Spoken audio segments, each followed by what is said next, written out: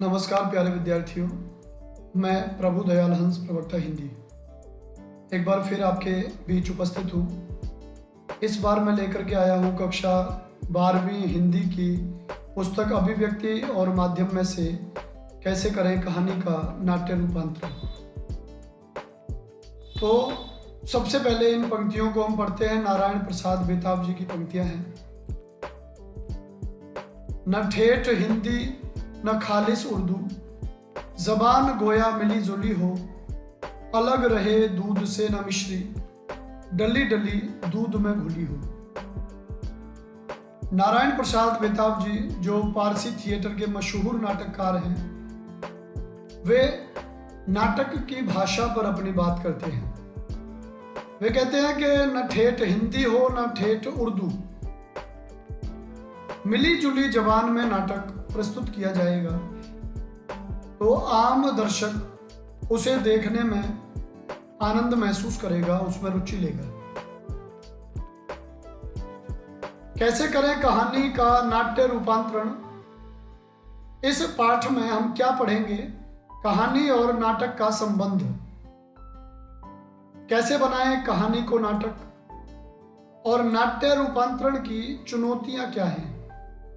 तो आइए शुरू करते हैं। कैसे करें कहानी का नाट्य रूपांतरण। प्रत्येक कथा साहित्य में मूलतः एक कहानी होती है। भाषा भी एक जैसी होती है, फिर विधाओं का स्वरूप अलग अलग क्यों?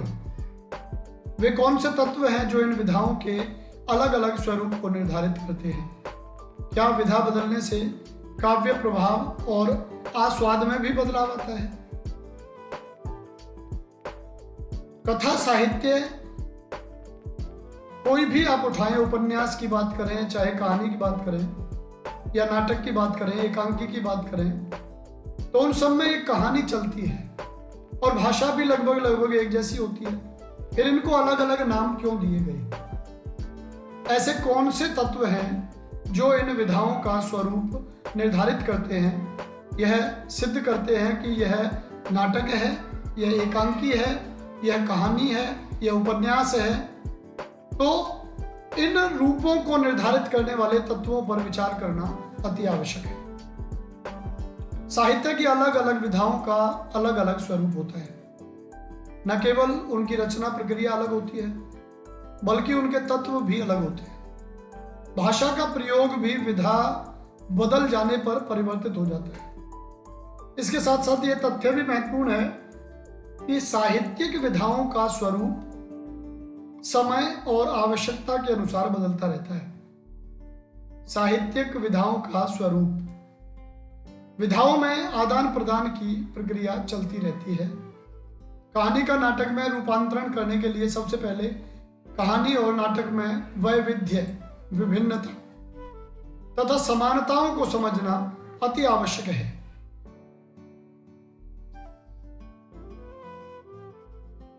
इसके लिए हमें नाटक की विशेषताओं को समझना होगा। जहां कहानी का संबंध लेखक और पाठक से जुड़ता है, वहीं नाटक लेखक, निर्देशक, पात्र, दर्शक, श्रोता एवं अन्य लोगों को एक दूसरे से जोड़ता है। इस बात को समझना बहुत जरूरी है।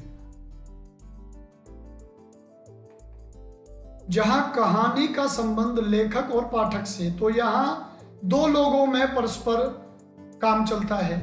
लेखक है, उसने लिख दिया, और पाठक है, वो पढ़ लेता है। परंतु नाटक में लेखक, निर्देशक, पात्र, दर्शक, श्रोता एवं अन्य लोगों को एक दूसरे से जोड़ने का काम नाटक करता है। चूंकि दृश्य का स्मृतियों से गहरा संबंध होता है, इसलिए नाटक एवं फिल्म को लोग देर तक याद रखते हैं। यही कारण है कि गोदान, देवदास, उसने कहा था, सदगति आदि के नाट्य रूपांतरण कई बार हुए हैं और कई तरह से हुए हैं। कहानी कही जाती है या पढ़ी जाती है, नाटक मंच पर प्रस्तुत किया जाता है। आप इन्हें अंतर की तरह देखते हुए चलें। नाटक और कहानी में क्या अंतर है? कहानी लेखक और पाठक के बीच चलती है, जबकि नाटक लेखक, निर्देशक, पात्र, दर्शक, श्रोता और अन्यों के बीच चलता है। कहानी कही या पढ़ी जाती है और नाटक मंच पर प्रस्तुत किया जाता है। नाटक को मंच पर अभिनेता अभिनय द्वारा प्रस्तुत करते हैं। मंच सज्जा होती है, वो कहानी में नहीं होती। अभिनेता नाटक में होती है, कहानी में नहीं होती। संगीत होता है, प्रकाश व्यवस्था होती है, ये चीजें नाटक में होती हैं। जबकि कहानी केवल पढ़ी जाती है, उसमें स्वर का आरोह अवरोह भले ही हो, लेकिन अभिनेता, मंच सज्जा, संगीत, प्रकाश व्यवस्था ये नहीं होती। समानता यह होती है कि कहानी और नाटक दोनों में एक कहानी होती है, पात्र होते हैं, परिवेश होता है, कहानी का क्रमिक विकास होता है, संवाद होते हैं, द्वंद्व होता है, चरम उत्कर्ष होता है। ये इनकी समानता है दोनों में ये चीजें चलती हैं। इन्हें आप अलग से नोट करके भी रख सकते हैं। इस तरह हम देखते हैं कि नाटक और कहानी की आत्मा के कुछ मूल तत्व एक ही हैं। यह अवश्य है कि कुछ मूल तत्व जैसे द्वंद्व नाटक में जितना और जिस मात्रा में आवश्यक है उतना संभवतः कहानी में नहीं है। द्वंद्व जो है, संघर्ष, नाटक में जितना ज्यादा जरूरी है उतना कहानी में जरूरी नहीं है। नाटक जो मंच पर आप देख रहे हैं उसमें जितना ज्यादा संघर्ष होगा, द्वंद्व होगा, कश्मकश होगी, उतना ही दर्शक को वह रोके रखने में सफल होगा। कहानी को नाटक में जब हम रूपांतरित करने के लिए सबसे पहले कहानी की विस्तृत कथा वस्तु को समय और स्थान के आधार पर विभाजित किया जाता है। कोई हमने कहानी चुनी, उसे हमें नाटक में बदलना है, तो सबसे पहले उसकी जो कथा वस्तु है हम उस पर विचार करेंगे और समय और स्थान के आधार पर उसको दृश्यों में विभाजित कर लेंगे, अलग अलग बिंदुओं में बांट लेंगे। हम जानते हैं कि कथा वस्तु उन घटनाओं का लेखा जोखा है जो कहानी में घटती है। हम यह भी जानते हैं प्रत्येक घटना किसी स्थान पर किसी समय में घटती है। ऐसा भी संभव है कि घटना स्थान तथा समय विहीन हो। कहानी की कथा वस्तु को सामने रखकर एक एक घटना को चुन चुन कर निकाला जाता है, उसके आधार पर दृश्य बनता है। तात्पर्य यह है कि यदि एक घटना एक स्थान और एक समय में घट रही है तो वह एक दृश्य होगा। एक दृश्य किसे कहते हैं, यदि ये बात आ जाए तो यहां ये बिल्कुल सटीक इसको समझाया गया है।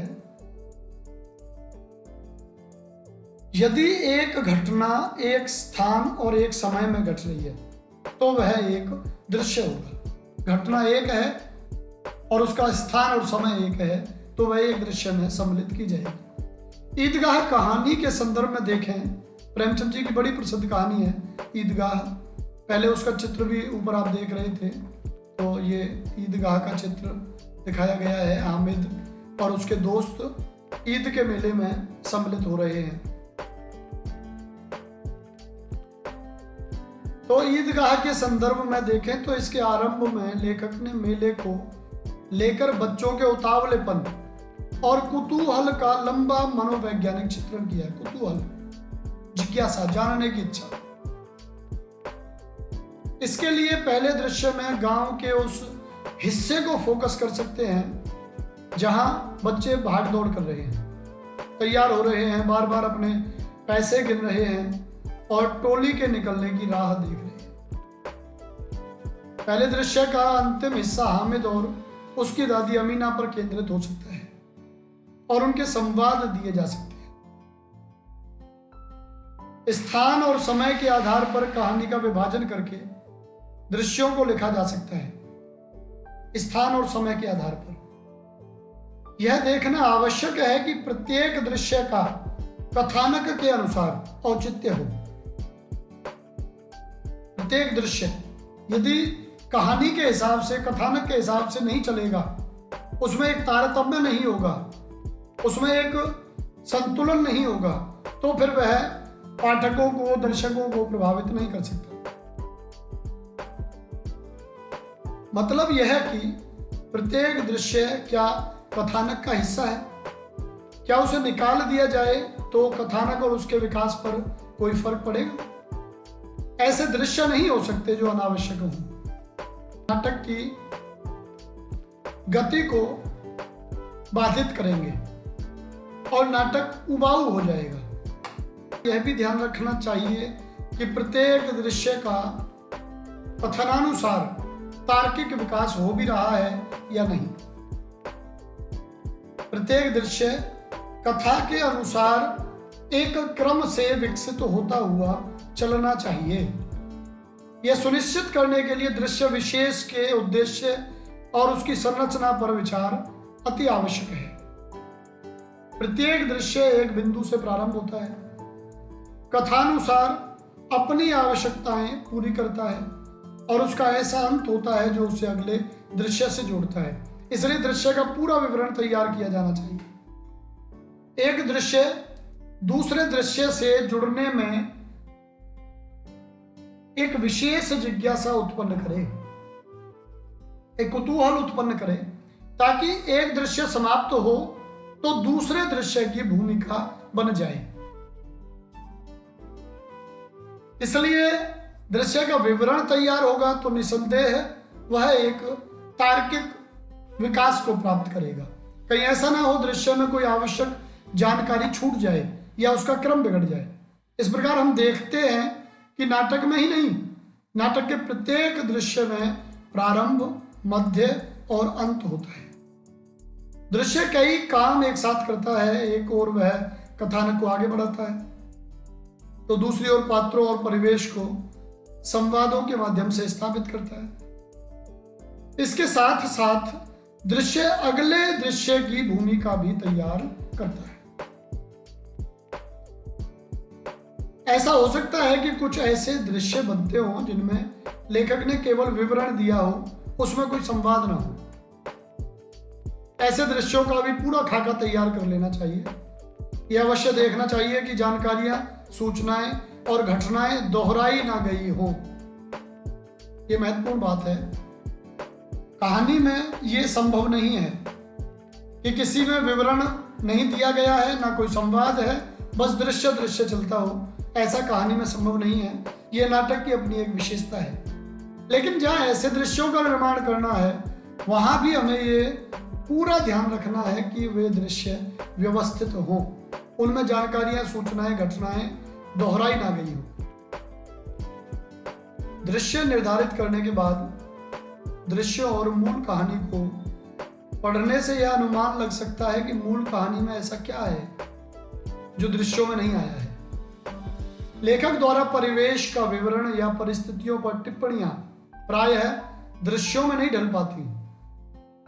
यह देखना आवश्यक है कि परिस्थिति, परिवेश, पात्र, कथानक से संबंधित विवरणात्मक टिप्पणियां किस प्रकार की हैं। विभिन्न प्रकार के विवरणों को नाटक में स्थान देने के अलग अलग तरीके हैं। उदाहरण के लिए विवरणात्मक टिप्पणी यदि परिवेश के बारे में है तो उसे मंच सज्जा के अंतर्गत लिया जा सकता है, या पार्श्व संगीत के माध्यम से व्यक्त किया जा सकता है। पार्श्व संगीत माने बैकग्राउंड म्यूजिक जो होता है, पीछे से जो संगीत आता है उसको पार्श्व संगीत कहा गया है। विवरण यदि पात्रों के बारे में है तो उन्हें संवादों के माध्यम से निर्धारित दृश्यों में उचित स्थान पर दिया जा सकता है। कहने का तात्पर्य यह है कि कहानी में व्यक्त महत्वपूर्ण सूत्र नाटक के स्वरूप के अनुसार अपनी जगह निर्धारित कर लेते हैं। दृश्य निर्धारित हो जाने पर यह अनुमान लगाया जा सकता है कि दृश्य की सभी आवश्यकताओं को पूरा करने वाले तथा दृश्य के क्रम से विकास को सुनिश्चित करने के लिए पर्याप्त संवाद हैं या नहीं। किसी पात्र के मनोभावों को, उसकी मनः स्थिति को सही ढंग से यदि दर्शकों तक रखा जाना है तो उसके लिए संवाद अति आवश्यक हैं। और संवाद यदि इस तरह के नहीं है कि वह संपूर्ण मनः स्थिति को पाठकों के, दर्शकों के सामने रख दे, तो यह कभी भी सफल नहीं हो सकता। इसलिए हमें ध्यान रखना है कि यदि पर्याप्त संवाद नहीं है तो उन्हें लिखने का काम किया जाए। सबसे पहली और महत्वपूर्ण शर्त यह है कि नए लिखे संवाद कहानी के मूल संवादों के साथ मेल खाते हों। दूसरी महत्वपूर्ण बात, पहली तो ये हो गई कि नए लिखे संवाद कहानी का जो मूल भाव है, कहानी के जो संवाद हैं उनसे मेल खाएं, एकदम विपरीत ना हो जाए।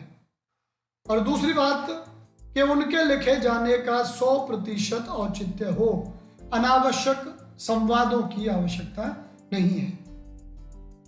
तीसरी बात जो ध्यान में रहे वह यह है कि संवाद छोटे हों, प्रभावशाली और बोलचाल की भाषा में हों। कहानी में लंबे संवाद को पाठक पढ़ सकता है, लेकिन मंच पर बोले गए लंबे संवाद से तारतम्य बनाए रख पाना कठिन होता है। बहुत बड़े बड़े भी संवाद होते हैं, लेकिन जो मंझे हुए अभिनेता होते हैं वो उन्हें निभा लेते हैं, निर्वाह कर लेते हैं, परंतु प्रत्येक अभिनेता से वे लंबे संवाद नहीं बोले जा सकते। उनमें तारतम्य बनाए रखना, उनमें वही भाव देना जो आपने पहली पंक्ति में दिया है वो अंतिम पंक्ति तक चले, यह बड़ा दुर्वह होता है। कहानी में चरित्र चित्रण अलग प्रकार से किया जाता है और नाटक में उसकी विधि कुछ बदल जाती है। रूपांतरण करते समय कहानी के पात्रों की दृश्यात्मकता और नाटक के पात्रों में उसका प्रयोग किया जाना चाहिए।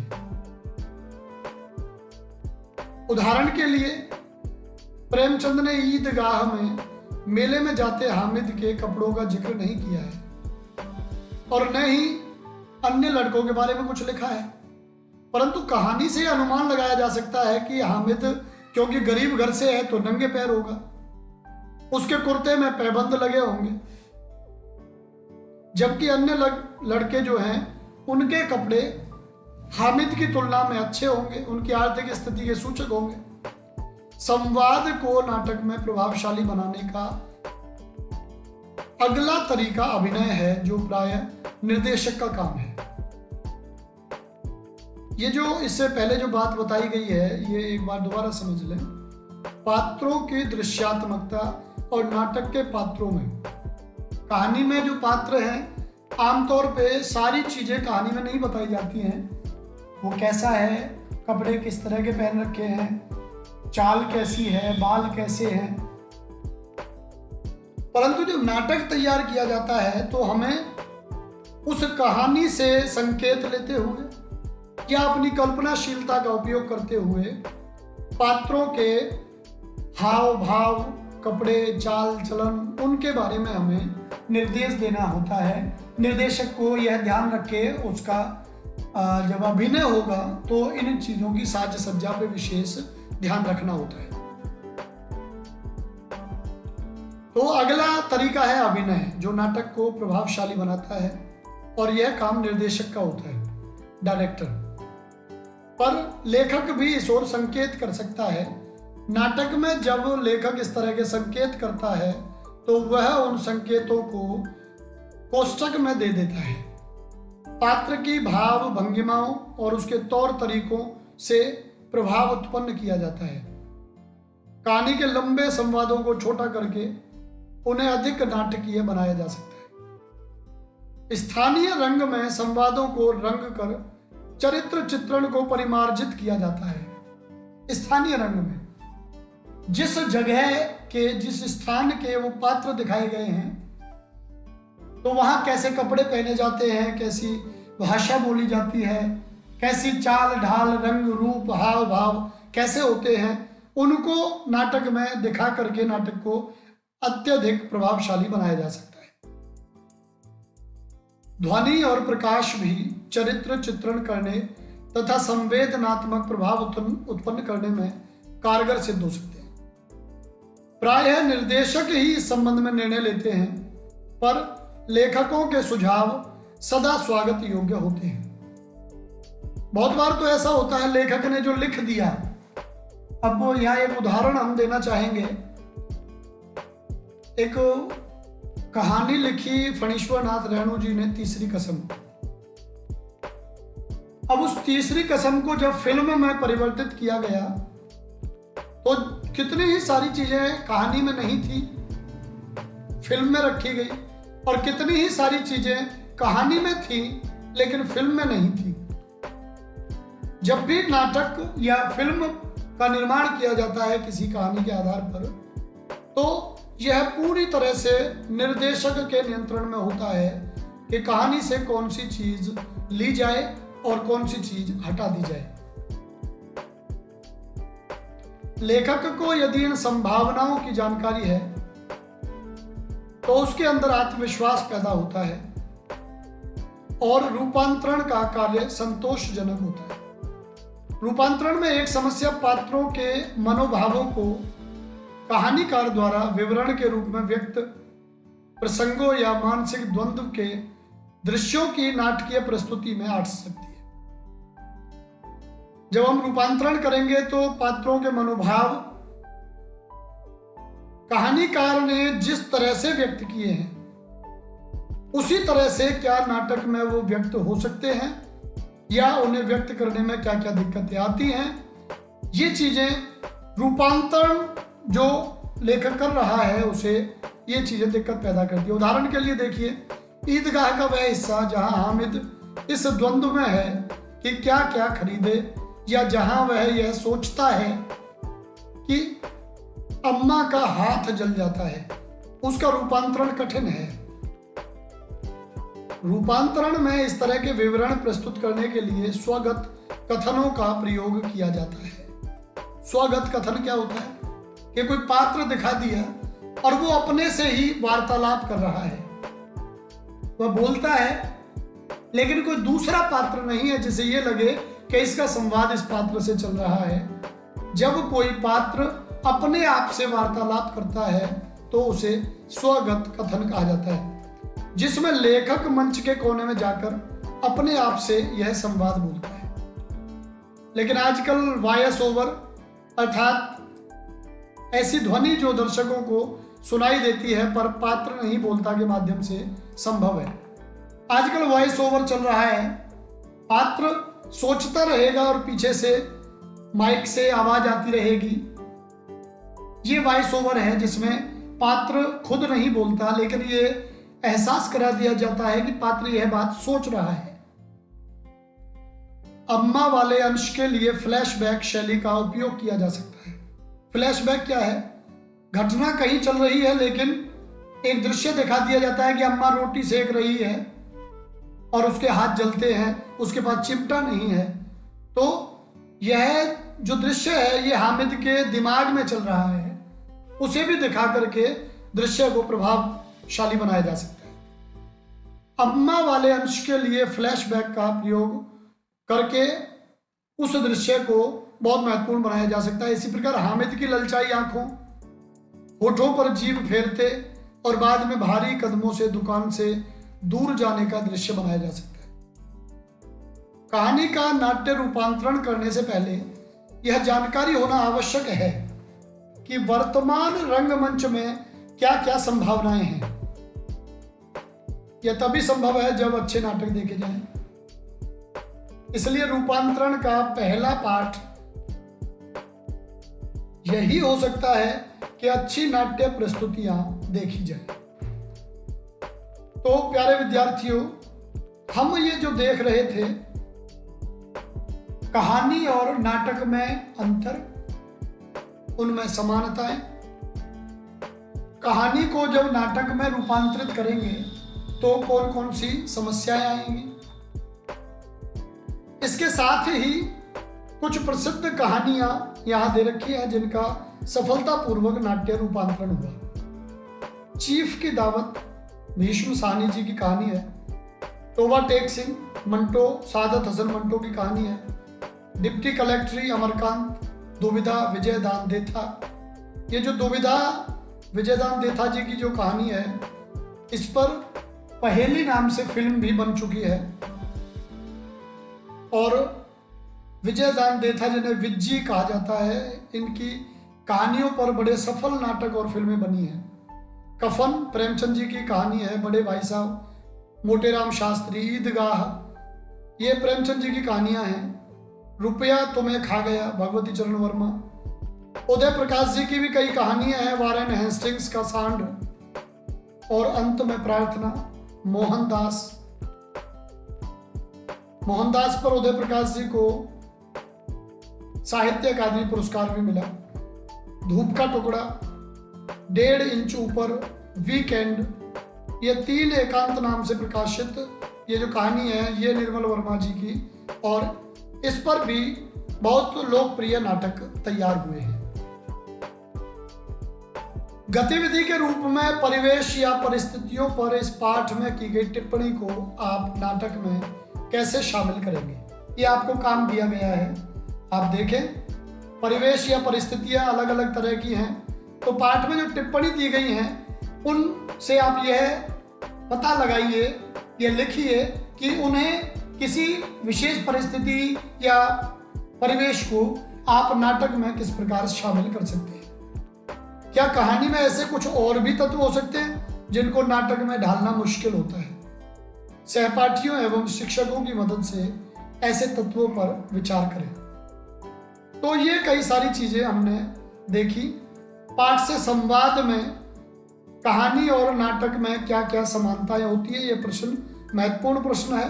ऊपर इसको समझाया जा चुका है, उसको मैंने हाईलाइट भी कर दिया है, आप अलग से उसे लेके नोट्स तैयार कर सकते हैं।